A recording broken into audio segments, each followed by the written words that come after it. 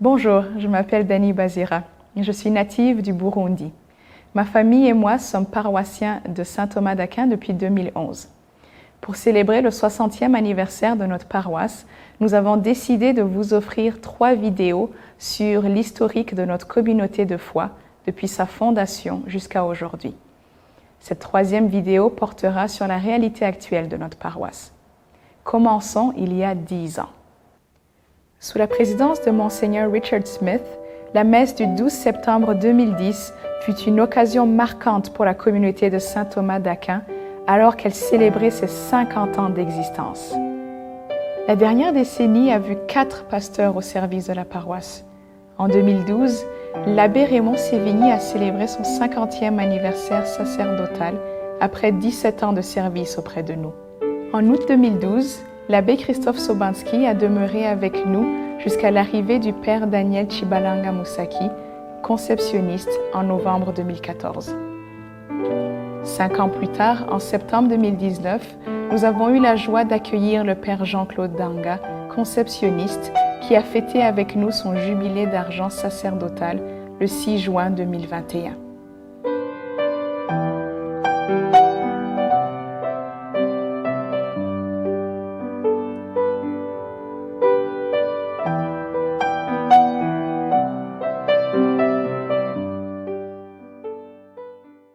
La paroisse Saint-Thomas d'Aquin est une communauté qui prie. Alors, il existe 5 groupes de prière à la paroisse. Le premier, c'est le groupe de prière de consentement qui pratique une méthode de prière enseignée par le père Thomas Keating dans son livre « Prier dans le secret ». Ensuite, il y a le groupe Thésée qui se retrouve pour louer Dieu dans des chants méditatifs. Ensuite, il y a le groupe de partage sur la parole de Dieu qui se rencontrent pour partager sur les textes d'évangile qui seront lus le dimanche suivant. Ensuite, on a le groupe Atelier biblique qui se rencontre afin d'en apprendre plus sur l'histoire des textes bibliques afin de mieux les comprendre.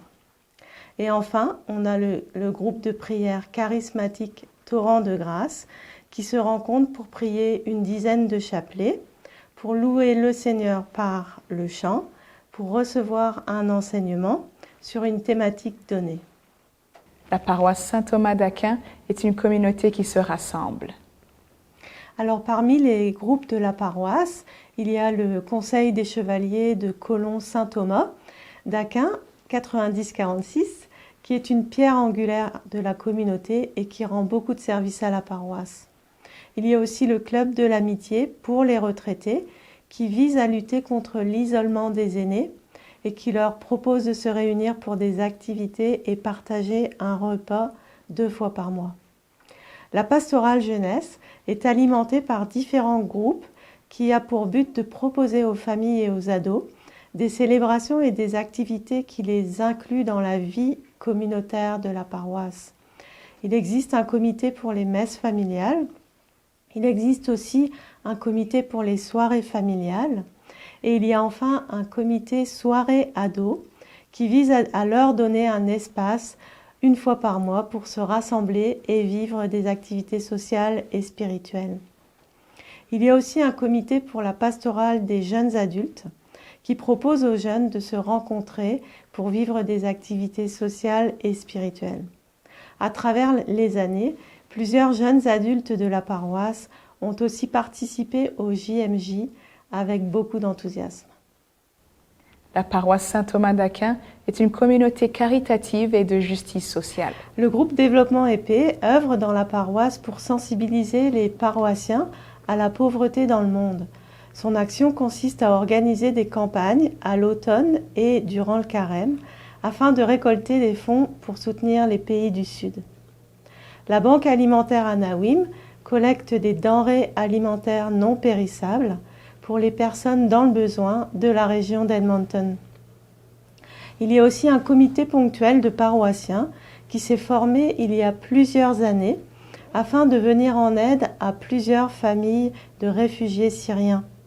Le groupe a collecté auprès des paroissiens environ 25 000 $ par famille, ce qui leur a permis de s'installer. Ces familles sont maintenant autonomes et réussissent très bien, Cette initiative est un beau succès. Et le groupe Saint-Vincent-de-Paul œuvre dans la paroisse pour sensibiliser les paroissiens à la pauvreté à Edmonton. On est un groupe de bénévoles. Il y a un certain choix d'activités. Une de nos activités principales, c'est d'apporter des meubles à des familles et à des individus qui n'en ont pas, qui ne peuvent pas s'en payer. Et on a d'autres membres qui travaillent bénévolement au centre de distribution qui appartient à la Société Saint-Vincent-de-Paul et qui se trouve au centre-ville. Il y a différentes personnes qui font des choses différentes. Il y a des chauffeurs de camions, il y a des gens qui aident à porter des meubles. Il y a 2 paroissiens qui réparent des meubles qui sont cassés pour qu'on puisse les donner aux gens. Oui, je pense que c'est très important de donner aux gens la possibilité de participer à des activités d'entraide et d'aide aux gens. Ça va avec notre foi, bien sûr. Depuis les tout débuts de la paroisse, il faut souligner l'apport des communautés religieuses qui ont toujours appuyé les initiatives de la paroisse, soit spirituellement, financièrement et moralement. Merci.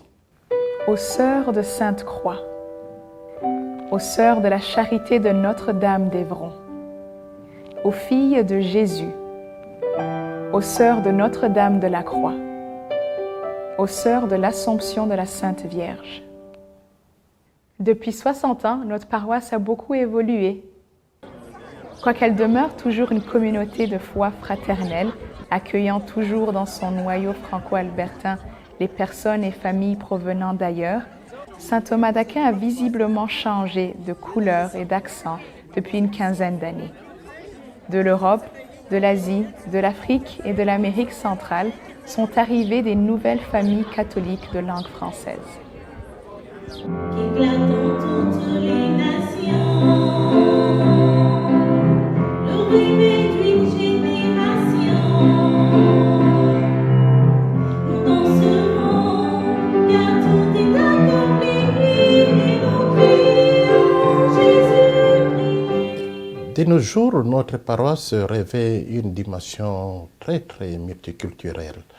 Et cela contrairement à ses débuts où il y avait beaucoup plus une culture francophone albertaine, mais avec l'apport de l'immigration, et nous avons la présence des fidèles d'expression française qui viennent de Québec, d'Ontario, de Montréal, et de différents pays de l'Afrique, notamment Burundi, Côte d'Ivoire, Cameroun, Congo démocratique, et puis Congo-Brazzaville.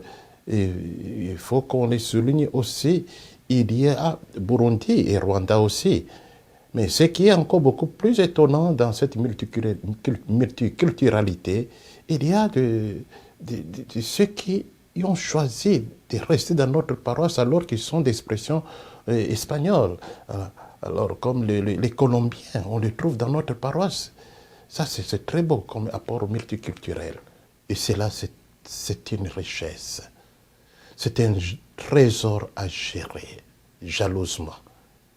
Pourquoi ne pas dire que la multiculturalité est une chance pour nous? Alors nous ne devons pas avoir peur de l'affronter. Nous devons acquérir cela avec beaucoup de gratitude, parce que c'est là le lieu, n'est-ce pas, de dialogue. C'est là le lieu de partager nos expériences culturelles et nos richesses spirituelles. C'est là que nous croissons ensemble comme enfants de Dieu. Et c'est là que nous nous réalisons vraiment que Saint Thomas d'Aquin est aujourd'hui une grande famille. Une grande famille. Ça, c'est ma joie. C'est notre joie. Nous sommes famille. La paroisse Saint-Thomas d'Aquin fête en cette année jubilaire ses 60 ans. Et le diamant sur le clocher, une église rénovée. Quel beau cadeau que la paroisse s'est donné. Que veux-tu que je fasse? En novembre 2019, les présidents du conseil de pastoral et le président du comité de finances de la paroisse Saint-Thomas d'Aquin ont convoqué une réunion générale des paroissiens afin de présenter le bilan des états physiques des édifices de la paroisse. Pour qu'un projet conçu par un comité devienne réalité dans l'échéancier établi et sous budget, cela exige un contremaître très habile et assidu. Cela fut le rôle de Charlie Letourneau. Bonne rénovation, Saint-Thomas d'Aquin. Les changements les plus flagrants sont les bancs, le revêtement des planchers de l'église, l'entrée principale et des salles de toilette, replacer l'orgue, le piano et le tabernacle, l'éclairage modernisé et amélioré, un nouveau système de son, la peinture des murs endommagés et l'installation de nouvelles abreuvoirs et de nouvelles toilettes. Voir le premier banc sortir du camion et entrer dans l'église était un moment très émouvant pour moi. Un rêve de longue durée devenait réalité. Nos bancs sont arrivés des États-Unis à matin. Oh, il est tout... c'est vraiment... Ces couleurs sont vraiment belles aussi. Regarde-moi ça. Wow. Extraordinaire. Oh, super. Au cours du mois de rénovation, plus de 1100 heures de bénévolat ont été offertes par les paroissiennes et paroissiens de Saint-Thomas. Plusieurs de ces bénévoles étaient des spécialistes dans les domaines de l'électricité, de la plomberie et de la menuiserie. Nous estimons que ces heures de bénévolat ont économisé plus de 40 000 $. Il ne faut pas oublier toutes les heures consacrées à laver les plafonds, les murs, les vitraux, peinturer les murs endommagés et j'en passe. Une fois le projet complété, on avait l'impression d'entrer dans une toute nouvelle église.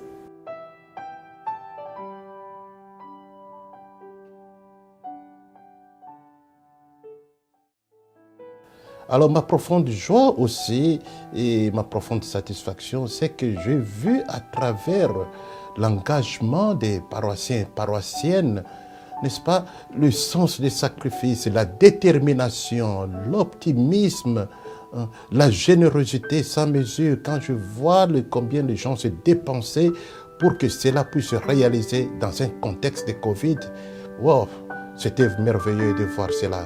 Ça m'a nourri profondément de joie. Merci beaucoup pour cela. Merci en tout cas à tous les paroissiens et paroissiennes pour cette détermination de marquer ce moment de la paroisse.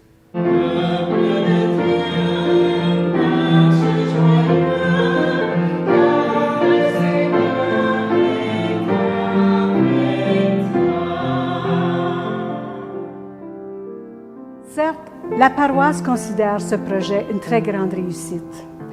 Mais une autre réussite de ce projet, c'est l'esprit d'appartenance, de responsabilisation qui a jailli chez les paroissiens.